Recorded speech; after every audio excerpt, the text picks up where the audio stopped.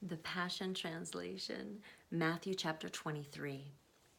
Then Jesus addressed both the crowds and his disciples and said, "The religious scholars and the Pharisees sit on Moses' throne as the authorized interpreters of the law. So listen and follow what they teach, but don't do what they do. For they tell you one thing and do another.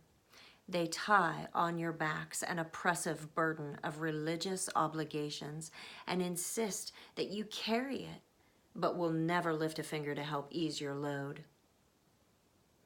Everything they do is done for show and to be noticed by others.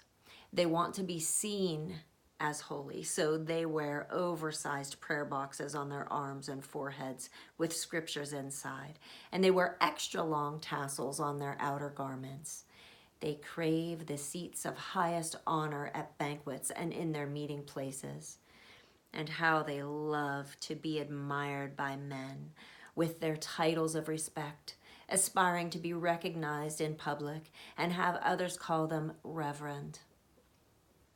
But you are different from that. You are not to be called master, for you have only one master, and you're all brothers and sisters. And you are not to be addressed as Father, for you have one Father who's in heaven. Nor are you to be addressed as teacher, for you have one teacher, the Anointed One. The greatest among you will be the one who always serves others from the heart. Remember this. If you have a lofty opinion of yourself and seek to be honored, you will be humbled. But if you have a modest opinion of yourself and choose to humble yourself, you will be honored. Great sorrow awaits you, religious scholars, and you Pharisees, such frauds and pretenders. You do all you can to keep people from experiencing the reality of heaven's kingdom realm. Not only do you refuse to enter in, you also forbid anyone else from entering in. Great sorrow awaits you, religious scholars, and you Pharisee frauds and pretenders.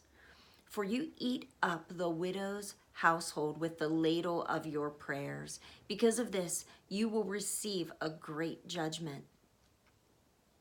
Great sorrow awaits you, religious scholars, and you Pharisees, such frauds and pretenders. For you will travel over lake and land to find one disciple, only to make him twice the child of hell as yourselves.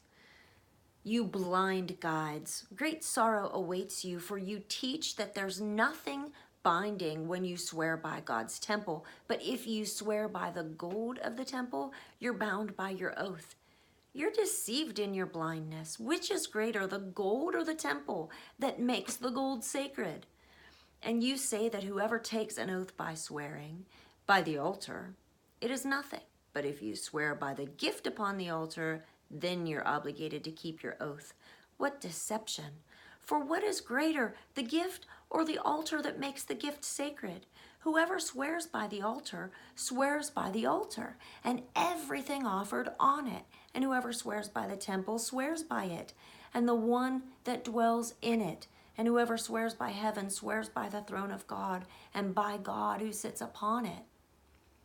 Great sorrow awaits you, religious scholars and Pharisees, you frauds and pretenders, for you're obsessed with peripheral issues, like insisting on paying meticulous tithes on the smallest herbs that grow in your gardens. These matters are fine, yet you ignore the most important duty of all, to walk in the love of God, to display mercy to others, and to live with integrity. Readjust your values and place first things first. What blind guides, nitpickers. You will spoon out a gnat from your drink, yet at the same time you've gulped down a camel without realizing it. Great sorrow awaits you, religious scholars and Pharisees, frauds and impostors. You are like one who will only wipe clean the outside of the cup or bowl, leaving the inside filthy. You're foolish to ignore the greed and self-indulgence that lives like germs within you. You're blind and deaf to your evil. Shouldn't the one who cleans the outside also be concerned with cleaning the inside?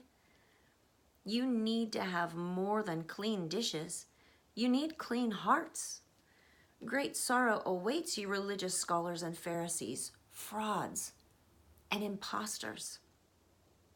You're nothing more than tombs painted with fresh coats of white paint, tombs that look shining and beautiful on the outside, but within are found decaying corpses full of nothing but corruption. Outwardly, you masquerade as righteous people, but inside your hearts are full of hypocrisy and lawlessness. Great sorrow awaits you, religious scholars and Pharisees, frauds and impostors. You build memorials for the prophets, your ancestors, killed, and decorate the monuments of the godly people your ancestors murdered. Then you boast, if we had lived back then, we would never have permitted them to kill the prophets. But your words and deeds testify that you are just like them and prove that you are indeed the descendants of those who murdered the prophets. Go ahead and finish what your ancestors started. You're nothing but snakes in the grass, the offspring of poisonous vipers. How will you escape the judgment of hell if you refuse to turn in repentance? For this reason, I will send you more prophets and wise men and teachers of truth. Some you will crucify. Some you will beat mercilessly with whips in your meeting houses, abusing and persecuting them from city to city. As your penalty, you will be held responsible for the righteous blood spilled and the murders of every godly person throughout your history, from the blood of righteous Abel to the blood of Zechariah, son of Jehoiada, whom you killed as he stood in the temple between the brazen altar and the holy place. I tell you the truth, the judgment for all those things will fall upon this generation. I just want to pause there and say, these words are so harsh. They seem so harsh, and yet the truth is that being religious is not the answer. Being religious turns you into a hypocrite, one who does the very things that they say that they hate. That's what it says here in Matthew chapter 23. The answer? Jesus. The law of love, found only in Jesus.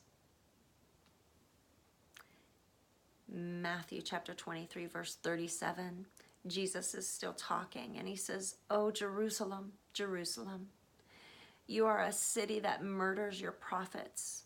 You are the city that stones the very messengers who were sent to deliver you. So many times I have longed to gather a wayward people as a hen gathers her chicks under her wings, but you were too stubborn to let me.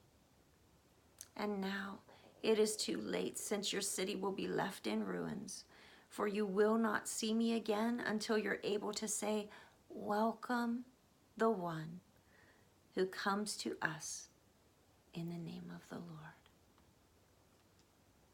And that concludes Matthew chapter 23.